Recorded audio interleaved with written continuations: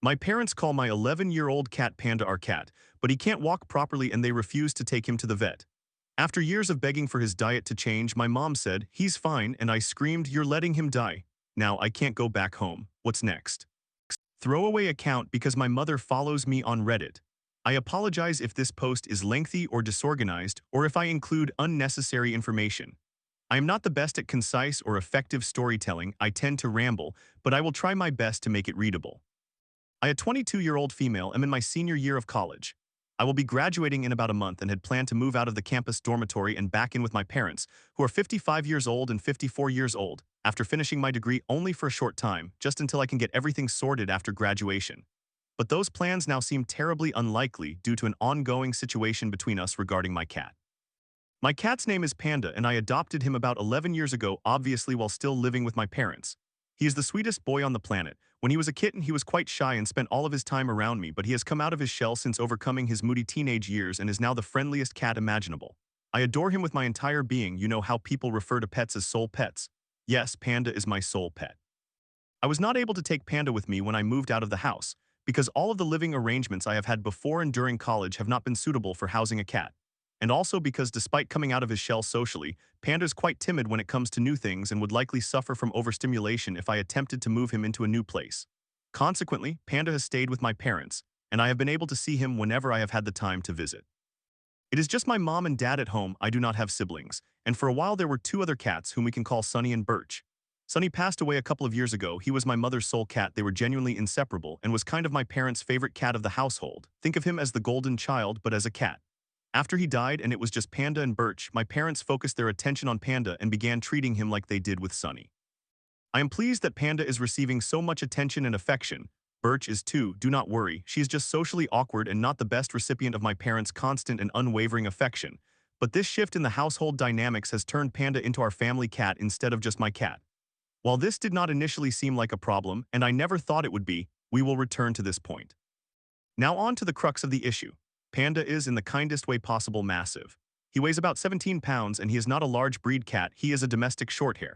This is considered beyond overweight and into the realm of obesity, and he has been this way for some time. I think he could only jump onto countertops during the first few years of his life, and now he is so large that he often has trouble grooming himself properly. When I lived with my parents, I recognized that this was a problem and vaguely suggested putting him on a diet. I also once tried to harness train him during high school so he would get more exercise, which worked temporarily, and we went on a few walks outside. However, my dad, not being very thoughtful and running up to us while shouting, even though I had told him to stay inside due to Panda's timidity, scared Panda so badly that he never wanted to go outside again. I never conducted any real research or made a genuine effort to find solutions. Approximately 60% of cats in the United States are overweight, and I suppose at the time, I just did not realize how significant a problem this was because it seemed so common and typical. After moving out, obtaining jobs, and starting college, I began to educate myself about the health risks associated with having a severely overweight cat. I worked for several years at various pet stores, one of which required pet nutrition training through online classes, where I learned all about the poor quality of the food Panda was eating and the problems his weight would cause. I started to seriously worry that if nothing changed, Panda would suffer and likely die years before his time. I brought this concern to my parents a few years ago, and I did my best to approach it respectfully. One of the things I learned while working in pet care is that every pet parent loves their animals unconditionally, and suggestions about changing their care methods need to be handled delicately. Otherwise, a pet parent may feel as though you are implying they are harming their pet with their current methods, become offended, and dismiss any new ideas as in their minds. Admitting they need to change their approach means admitting that they have been doing something wrong to the animal they love. Thus, I began with gentle suggestions, mentioning that I had been learning about some pet food brands that might aid Panda in losing weight. However, from the very beginning, these suggestions were brushed off. I made an effort to address the issue kindly whenever I visited home, but they quickly shut me down and became irritated whenever I brought it up, mainly my dad. My dad is the kind of person who has very specific routines and becomes upset if any changes are suggested. A few years ago, he told me that I had to request to visit home 3 days in advance, apparently to allow him to mentally prepare, or else he would be passive-aggressive and huffy and would not speak to me. He is better about this now, but I thought it was a good example. I figured their hostility toward the suggestion may have been because I was proposing changes to his routine. He is responsible for feeding the cats and doing the shopping, as the pet foods I recommended were not available at the Walmart he shops at. Therefore, since I worked at a pet store and had employee discounts, I offered to purchase the food for him and bring it to the house so all he would have to do is pull out a different bag at feeding time. He dismissed this idea as well and said he would stop by the store to get it himself. When he arrived, I took him over to the pet food aisle, and he was quite irritable, treating me and my coworkers with annoyance. He purchased that bag of food but only attempted to feed it to the cats a handful of times before claiming that they did not like it and returning to the Walmart food. I endeavored to explain that the Walmart foods were packed with artificial flavors and fillers, making it so the cats, who had only eaten the Walmart food, would not like the better quality food immediately because 1, it tasted significantly different, and 2, it was more nutrient-dense with fewer fillers, meaning they could not eat as much of it, while their cat brains had adapted to believing they needed to consume a large amount because of how much Walmart food it took to feel full. However, he was completely opposed to the idea, and it became one of those topics that would ruin an evening if I mentioned it. I still occasionally brought it up, willing to endure the arguments to help my cat, and sometimes brought over high-quality cat food to gently encourage them to try feeding a bit of it, but to no effect. It wasted away in the cupboards untouched. Eventually, I grew weary of gently suggesting and decided to be more forthright, explaining that Panda would not live as long as he should unless he went on a diet and detailing the potential health issues he could face, such as joint pain, heart problems, kidney complications, organ failure, mobility issues, paralysis, and a shortened lifespan overall. This only upset them further, leaving me incredibly frustrated because I love Panda so much, and I felt as though his care was out of my control. He was on a path towards suffering, and the people who could remedy the situation were ignoring my pleas. I felt helpless. This had been the situation for the past few years, me occasionally attempting to address it, then becoming increasingly upset with any suggestions, the most common response being, "Okay, we understand. We will change his diet soon, stop bringing it up. Keep in mind, I only visit home a few times a month and I would only mention it briefly while there, however, whatever." They did not change his diet. Everything changed a few weeks ago. I had to come into town and asked if I could drop by while I was in the area. It was an unplanned visit. I was told that was acceptable, so I went to the house. While I was there, I learned 2 things. 1, Panda was not walking properly anymore. 2, my mother had skin cancer, had not informed me about it, received treatment biopsies, and was no longer suffering from skin cancer. I learned these 2 things in that order, so the focus shifted somewhat. First, regarding Panda, he was still walking and mobile but seemed to be using his back legs incorrectly, applying weight to his heels instead of his paws, which was bowing his back legs. He was unstable while walking, and his legs seemed to buckle beneath him at times. This was very concerning, as it made me think he might be headed toward paralysis due to nerve damage, and it could have indicated kidney disease, diabetes, or a range of other problems. When I noticed this and mentioned it, my dad casually remarked that he had been walking like that for a while and that it was not anything to worry about. I insisted that it was indeed a significant problem, and after trying to deny it for a moment, they conceded. Although I was incredibly upset inside because I had feared this occurring for years, I remained calm and tried to maintain an understanding tone as I pressed once more about the diet. After a brief, "Can't you just do the diet when you move back in after college?" Which, by the way, is an absurd thing to say when my cat is not walking properly and you want to postpone taking action. They eventually agreed and seemed to take me seriously. I was informed that actually Panda had been very ill the week prior, and my dad was on the verge of taking him to the veterinarian, but they decided to give him 1 day to see if he recovered, which he apparently did, so they did not take him. They had not mentioned any of this to me, and obviously would not have if I had not dropped by unannounced to discover Panda's condition. Then the cancer issue arose. I learned about this when I noticed the bandages on my mother's face and body, and she sheepishly explained the situation. I was shocked, and although I did not express it, a bit angry with her for keeping it from me. She said she did so to prevent me from worrying about it, as I had already been very stressed with my college senior project, a commendable intention, I suppose, but I was still somewhat hurt. I mostly felt ashamed of myself for being so preoccupied with my own world that she felt she could not tell me about her cancer. I tried not to dwell on my feelings about it, and instead we discussed the matter, and I asked that she inform me of these important happenings in the future because I care about her and worry about her. She told me that the cancer was a very non-threatening type, that the treatment was not severe, and that she was completely better now. I clearly have more thoughts on that situation, but that is not the focus of this narrative, so I mainly mention this to illustrate that she is comfortable withholding important information from me if it prevents her from having difficult discussions. I mean, she has no obligation to inform me about her health concerns, and I understand that, but you comprehend my point. The cancer topic somewhat dominated the conversation once it arose, and therefore we did not discuss Panda much further that evening. Aside from getting my parents to agree to a diet, promise to keep me updated on him, agree to have a family friend who possesses extensive animal knowledge come by and examine him, and agree to take him to the actual veterinarian as soon as possible. The day after that visit, I found a variety of products, multiple types of kibble for variety and cat CBD oil for potential joint pain, and sent those links to my mother. I also calculated the appropriate weights of the cats and the feeding amounts for each food required for their diet and sent that information as well. They initiated the diet the following day and informed me that it was going well, that the family friend's visit had gone well, and that Panda already seemed to be walking better. I was so stressed due to other issues going on in my life that I took this news at face value and felt very pleased and relieved. Now we arrive at the current situation. I apologize for the excessive rambling and backstory. I am not adept at discerning which details are necessary for someone to fully comprehend the circumstances. I have been struggling with the idea of moving back home after college. As living with my family is notoriously a recipe for disaster, we often become agitated with one another quickly due to our short tempers. Thus, our relationships have suffered when we have been under the same roof.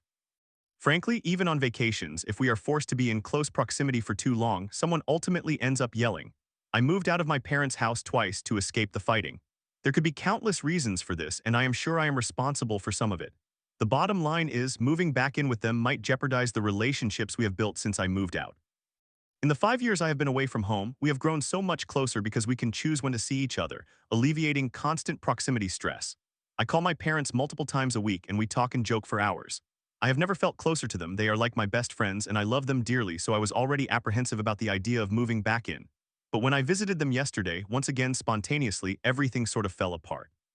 When I saw Panda yesterday, he was dragging his legs worse than before. He has also lost weight around his back legs. He seems significantly worse than he was a few weeks ago. I was extremely upset. They told me he had improved, yet there he was, stumbling around more poorly than before. I will admit, I lost my cool and became very angry with them. I ended up in a heated argument with my mother, where I expressed how upset I was with her for deceiving me about his legs improving, and she insisted that he had indeed gotten better and had not been stumbling until just now, which I did not believe for a moment. Are you telling me he was fine and then suddenly stopped using his legs correctly the second I arrived? While expressing my concerns for Panda, I referred to him as my cat in this argument, which she corrected by saying our cat. That is where that point returns, which made it seem as though she does not believe I should have a say in his health because he has become the family cat now that her former beloved cat has passed, I suppose. Which felt like such a bizarre correction, and I cannot remember if I said it at that moment. But if he is your cat too, shouldn't you care for him as much as I do? She continued to proclaim that I was overreacting and that my getting upset is why they withhold information from me. I feel that their failure to share things with me is precisely why I am so upset. I inquired whether they had taken him to the vet as they had promised, and they responded that they had not. They explained this was because when our family friend came over to examine him, Panda became so frightened that he was running around and panting and almost had a heart attack. Therefore, they wanted to give him time to calm down before taking him to the veterinarian. It has been 2 weeks since the family friend visited. So not only did they lie to me about him improving, they also did not fulfill their promise about taking him to the veterinarian and lied about how the visit with the family friend had gone. I was infuriated and went to another room to sit on the floor and attempt to calm down. My mother came in after a few minutes and started rambling again about how Panda truly had improved and had not been stumbling until now, and how they did not take him to the vet because he was anxious after the family friend's visit and they wanted to give him a few days to settle down. It had been 2 weeks. Can't you understand that? She asked. Why can't you just say that you understand why we didn't take him to the veterinarian? No apologies. Just an attempt to get me to forgive their willful inaction to ease their own guilt. I completely lost my temper. I started shouting and banging doors in an effort to leave, yelling profanities as I grabbed my keys and hurried out. I realized in that moment that this was not a place I could return to after college. I would need to find somewhere to stay in less than a month. Trying to maintain normal relations would have already been difficult enough, but now I am so enraged and disgusted by their behavior and selfishness. I can no longer express my opinions. I know they do not listen to me or do not care. I cannot move back home and feel such intense anger toward them for what they have done to my cat out of selfish embarrassment or denial about how severely they have allowed his condition to decline. How can I still believe they are good people when they appear so determined to let him suffer and act as if the stress of letting him suffer is the reason they cannot arrange for his care? This is not my proudest moment, but this breakdown has been building for years. Years of me pleading with them to pay attention to his health, years of me offering solutions and assistance, and years of watching my cat's health deteriorate while feeling powerless to prevent it. And now they want me to be understanding of them, to excuse their behavior. No apologies or acknowledgement of why I am so upset, just defensiveness and excuses. Absolutely not. Every inch of that is unacceptable. I have had some very intense conflicts with my parents before, but I genuinely cannot see myself moving past this and ever loving them in the same way if they deliberately allow him to continue to worsen. If he dies, I honestly do not know what I will do with myself. I understand why Doomguy wreaks havoc in hell over the loss of his pet rabbit. I relate to that feeling. I have never been so furious. This is not just an issue between me and my parents. My cat, innocent and unable to help himself, is the collateral damage. How am I expected to cope with that? What am I supposed to do? I have 1 month left before I will be forced out of my dorm. I do not believe I can return home. I do not think I would be able to manage that well. I desire to find a place of my own and take him away to provide him care, although I know he would detest being removed from his home, and I wonder if they would even permit me to take him, given that he does not seem to be just my cat anymore. Not to mention the financial concerns, which is precisely why I considered moving in with them temporarily in the first place, so I could stabilize my finances while paying considerably less in rent. I genuinely do not know what to do, and I had to pull over on my drive home last night because I was hyperventilating to the point where I almost lost consciousness, and I have not attended classes today despite falling behind because I simply have not been able to summon the energy. I am overwhelmed, and at this point, I cannot discern if perhaps I am truly overreacting to this whole situation. Any advice would be greatly appreciated. TLDR, I have been pleading with my parents for years to place my obese childhood cat who lives with them on a diet, but they have repeatedly refused. Now he is struggling to walk and his health is deteriorating. They have been dishonest with me about the care they have provided him, and I am supposed to move back in with them after college, but I do not believe I can do that anymore because I no longer trust them. Story 2. My ex-K, after sleeping with another man and lying about it, begs to rekindle our relationship. I left you and was single, so I had no obligation to be loyal, she says. Can I truly forgive her betrayal when love has turned into this? Edit, I did not realize how lengthy this was when I posted it. My mistake, everyone. Let me begin by expressing that I desire to be with her, but I am uncertain if I can after what she has done. Here is some background for the story. My ex-girlfriend, let us refer to her as Kay, and I broke up for the first time back in August. We were consistently arguing, and she was so unkind during our disputes that I felt as though she hated me. After one argument reached an unhealthy level, I told her I no longer wanted to be with her. I made this statement while we were driving for 40 minutes to pick up furniture for the apartment we had just moved into, resulting in an uneasy and silent ride. I attempted to retract my statement, but the harm was done. It shattered all of the stability in our relationship, particularly because she has abandonment issues stemming from her childhood, and now her boyfriend of 2 years had abandoned her as well. It is also important to note that she suffers from borderline personality disorder, which devastated her emotionally and mentally. I recognized that my actions were wrong, but I was resolved to make amends. To me, it was simply a moment of intense frustration, and I expressed something I did not genuinely mean. We reconciled within the next few days, but our relationship remained very difficult. It was not until October that we experienced our next breakup. We have been on and off, breaking up a total of 5 times between August 2024 and March 2025. It was only after our last breakup that things deteriorated to the point where I decided to move out. Prior to this, I had consistently informed her that if she ever asked me to leave, I would not return, yet she kicked me out twice, and both times I came back. Kay would tell me to leave and within an hour would beg me to return, leading me to feel that it was never truly serious.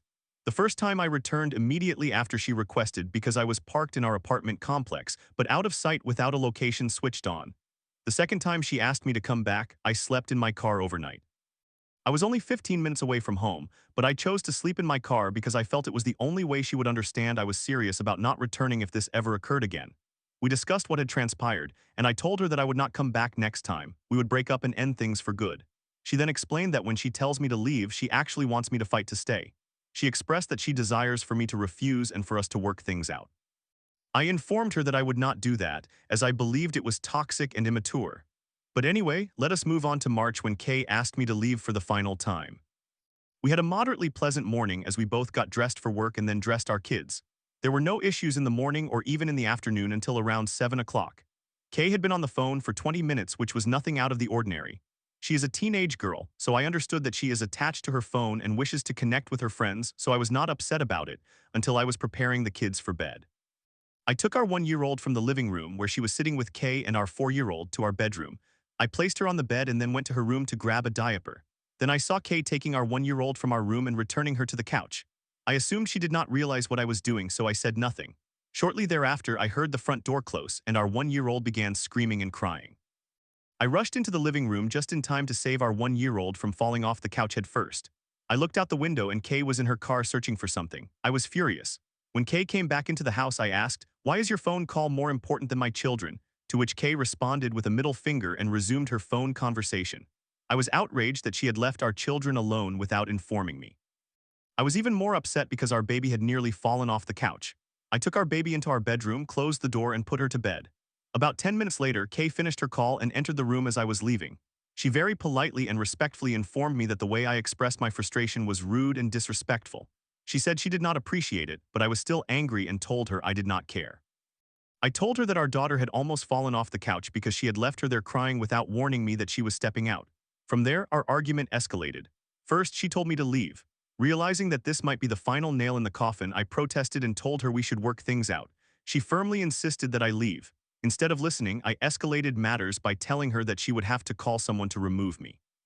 Before I continue, I want to mention that what she initially asked was for me to leave for a few minutes, but I was so angry that I did not hear her correctly and instead assumed that me leaving meant for good. Anyway, after that, she called one of her friends nearby. I sat down on the bed and weighed my options. That is when she swiped all of my watches off a tall dresser in an attempt to break them. I asked her to stop, but she refused and told me to leave. I considered packing just my work clothes and returning later to collect more items, but I was worried she would throw my belongings out since she had just attempted to break my watches. After a few minutes, I called my father, who lived nearby, in case I needed physical backup. Then I called my mother as well so that I could use her car to transport my belongings. I instructed both of them to remain outside unless I indicated otherwise. I continued to attempt to de-escalate the situation, but it was too late. Kay was becoming frustrated and began ripping my shirts from their hangers. She broke a few hangers in the process and stretched several collars, but nothing significant. Still, I asked her to stop. She refused, so as gently as I could, I grabbed her wrists to prevent her from grabbing anything else. She attempted to kick me in the groin, but my sweatpants were so baggy that they absorbed the kick. I then slowly pulled her out of the closet while also preventing her from hurting me. Once we were out of the closet, I spun her around and let go.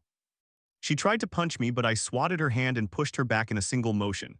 The push was more forceful than I intended, and she ended up tripping and falling. I apologized, but she was furious. She told me to get out and left the room. There was plenty of back and forth drama, but ultimately I packed my things and left without any further incidents beyond us exchanging harsh words. The following day, she called me asking me to come home, and I reluctantly said no. I told her that this time we could not reconcile from our breakup. She cried, and I felt terrible because I wanted to go back, but I believed it was the wrong choice. I felt that our relationship was genuinely over now. After a few hours, I relented and told her I wanted to return, but we needed to take some time apart to figure out what we truly wanted. This was a month ago, occurring at the very beginning of March. Since then, we have discussed getting back together and agreed that ultimately this is what we both desire. I have been at her apartment far more than I should have been, but I believed we were rebuilding our relationship. We told one another that we were still in love. She would inquire if I was seeing anyone else with tears in her eyes, and I always reassured her that I was not and that she was indeed the only woman for me. We would send each other money for lunch, and whenever she needed emotional support, I did my best to be there for her. Anytime she needed help with the kids, whether it was at midnight or 6:30 a.m., I would always show up and do whatever she needed. Fast forward to Tuesday. I went over to Kay's house to drop off the kids as usual. However, she asked me to stay and spend time with her, so I did, and I ended up staying to help put the kids to bed but left soon after they fell asleep. Kay was distant the entire time. She was absorbed in her phone throughout my visit, making me feel as though my decision to stay was misguided. Kay did not seem to genuinely want me there, so I did not want to overstay my welcome. Before I departed, I noticed that the living room television had been left on and had entered screensaver mode. Usually the screensaver displayed pictures of our family, me and Kay, our children, or the dog, but for some reason, it had reverted to the default screensaver. I wondered if Kay had done that intentionally since she had logged into the app about a week prior, but I did not ask. I assumed it was a glitch. The following day, Wednesday, April 2nd, I went into the app around noon. My mind was set on figuring out how that had happened and if I could fix it. I thought about addressing it around 8 a.m. since I had some downtime at work, but I was interrupted before I had the chance. Then at 10:30, Kay asked me to buy her lunch, and despite not having any money, I still did. Shortly after, I texted her, expressing my excitement about our next pregnancy and how I would pamper her to ensure she had the perfect pregnancy experience. She reacted positively and told me she loved me. Then an hour later, I opened the app to try to resolve the screensaver issue. To my surprise, I saw that Kay had uploaded her entire photo gallery. Before I could scroll or close the app, I noticed something that piqued my interest and clicked on it, a picture of someone sitting on the lap of a stranger I had never seen. My heart raced as I clicked on the photo, realizing it was Kay sitting on someone's lap on the couch that I had purchased for her living room with her blanket beneath them. The photo was dated March 20th. Then I saw more screenshots of her discussing having sexual relations with someone from October 27, 2024. We were not having much intimacy at that time, but she claims to have been referring to me. I saw a screenshot of someone, possibly the same individual flexing firearms on FaceTime. I found an image that she had taken of a pistol on the nightstand that had once belonged to me, dated March 29th. I discovered screenshots of the man on my couch in his underwear, and the most shocking were two images of Kay's legs on his shoulders, taken March 22nd. I saw enough to understand what was occurring in those pictures, but thankfully not too much. Kay has been involved with someone else, and I am uncertain how long this has been going on. What is worse is that she has been dishonest about it. Several times she has asked me if I was seeing anyone, and I truthfully replied no. When I inquired the same of her, she also consistently said no. I told her repeatedly that she was the only woman for me and assured her that we would work everything out and that there was still hope for us. All the while, she had already engaged in sexual relations with another man. She has been deceiving and manipulating me. When she got off work, instead of calling me as she usually did, she texted me. She claimed to have a headache and would head straight home instead of going to the gym with me. I asked if she needed me to bring her anything, but she declined. I imagined she was planning to meet that man again in our house, so I decided to appear unannounced.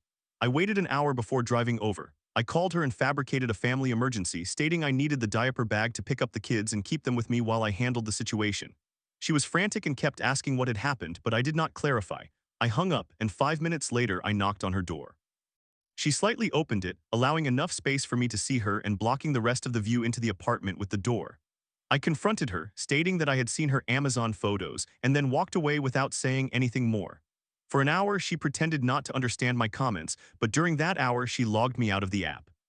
I ignored her calls and messages, informing her that I only wanted to discuss our children from that point forward, and she continued to act as though she had no idea what was happening. I then revealed the date of one specific photo taken while she was at his house.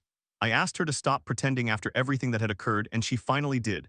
She said, "Forget you. I wish we had never met. The only good that came from our meeting was our child's name." From there, I texted her a few more times, struggling to contain my emotions but failing multiple times. She threatened to take my dog to a shelter, to which I responded that she must genuinely be malevolent. Then she replied, "In all actuality, I hate that it has to be this way.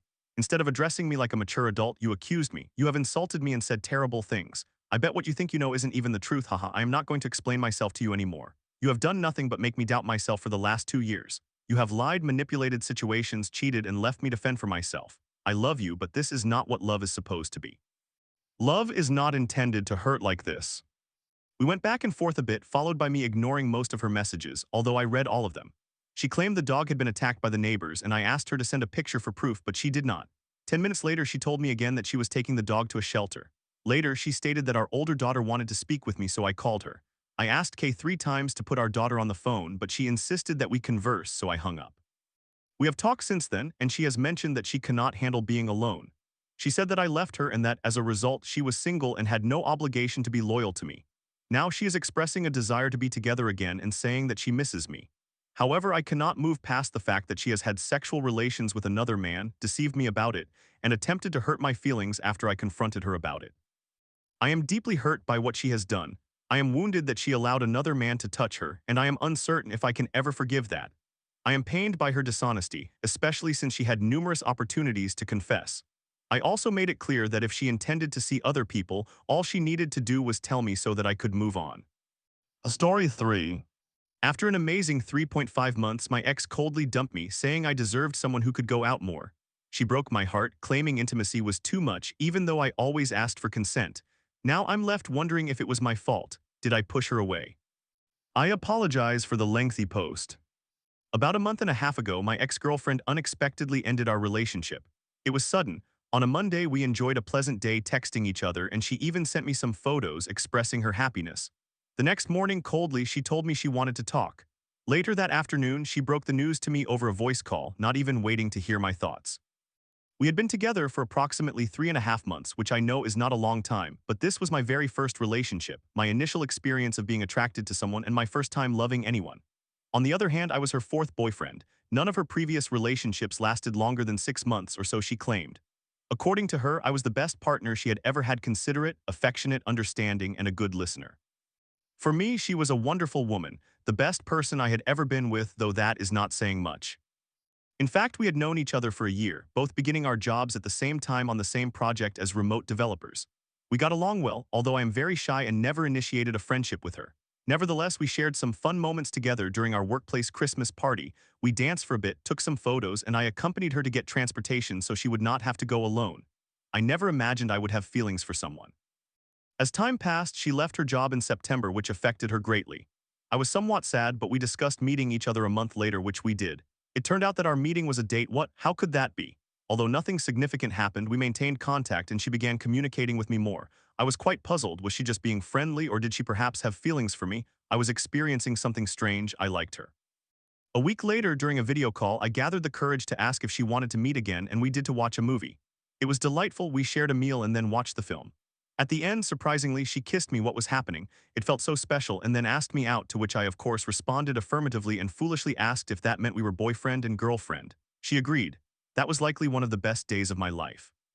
Now that we were officially a couple, we began to know each other better through extensive conversations. We agreed on many things, such as wanting a serious relationship focused on the long term and being exclusive. She told me how she spoke about me to her parents and friends, expressing how kind I was and how much she liked me. I was almost overcome with embarrassment. I never imagined I would hear something like that, especially about myself. By the way, you might think I suffer from low self-esteem, but that is not the case. I loved myself and all, but I never thought I would experience those kinds of things. The following week, after one of our dates, she invited me to her home. It was rainy and she had planned it ahead of time. She lived with her parents and I got to know them. They were quite friendly and pleasant. This may seem too fast, but I didn't mind at all, as I live with my parents too. Additionally, I live a bit far from her, about 1 hour by bus or an hour and a half if I have to combine it with something else. The schedule is quite inconvenient. We had a lot in common and could converse about numerous topics. We chatted daily, sometimes briefly, sometimes for over an hour. We attempted to go on dates once a week, but sometimes we went 3 weeks without one because she was busy and stressed about finding a job. I encouraged her to focus on that, as it was important to me that she was okay. I apologize for perhaps including many irrelevant details. I just needed to vent. To the point, the week after my visit to her house, 2 weeks into our relationship, we went to the cinema again. During a moment of passion, we kissed a little. I asked if I could touch and caress her. I always sought her consent before doing anything and checked if she liked it. We eventually reached the point where I was gently touching her chest, then beneath her clothing, caressing her skin. Based on her reactions, she seemed to enjoy it, and I asked if I could go lower.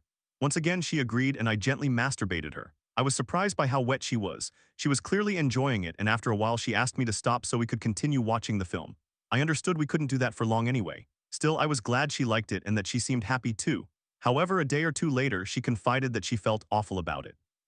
That broke my heart, but I understood. We were both virgins, by the way. I reassured her that I had always sought her consent and that the intensity of the moment involved both of us. She acknowledged I was right but still felt that way. I apologized again and told her I would give her space and not bring it up again until she felt better. I felt terrible about this. I even cried for a while. We did not see each other for the following 2 weeks, which I assumed was a blend of needing space and being busy. Then came her graduation and I was invited. I brought her a bouquet of tulips and chocolates. She had a small gift for me too. This occurred at her home, where we shared a meal before heading to her graduation ceremony. Afterward, we enjoyed another meal with her parents, went for a walk, took some photos, and later had dinner with 2 of her female friends whom she introduced me to. Finally, we went to a disco where we had a great time dancing. She looked stunning in a beautiful dress. While dancing, I asked if I could, hold her by the hips and lightly touch some skin. I was not crossing any boundaries, just dancing while ensuring she consented. She said she enjoyed it and that it was fun. Then she told me to stop, stating that she wasn't liking it anymore. Confused, I asked why, considering she had said yes. She replied it was difficult for her to say no. I felt awful, as I dislike causing anyone discomfort unknowingly. I urged her to communicate her feelings to me, insisting that I did not wish to upset her. I wanted her to know I was only trying to explore things together. Subsequently, I apologized multiple times afterward, as she brought it up again in the days that followed. I felt terrible when I was at home, and I even cried to my mother, though I didn't reveal the reasons since it felt too challenging to discuss. She did her best to comfort me, advising me not to worry about whether things would work out, but the feelings did not disappear. Things were quite nice, really. We had so much in common, hobbies included. However, I honestly wanted to spend more time together, and sometimes she couldn't. I understood and encouraged her to devote her energies to job hunting and preparing for interviews. I helped her significantly with English and programming when she allowed me to, and she greatly appreciated it, often expressing how much she learned.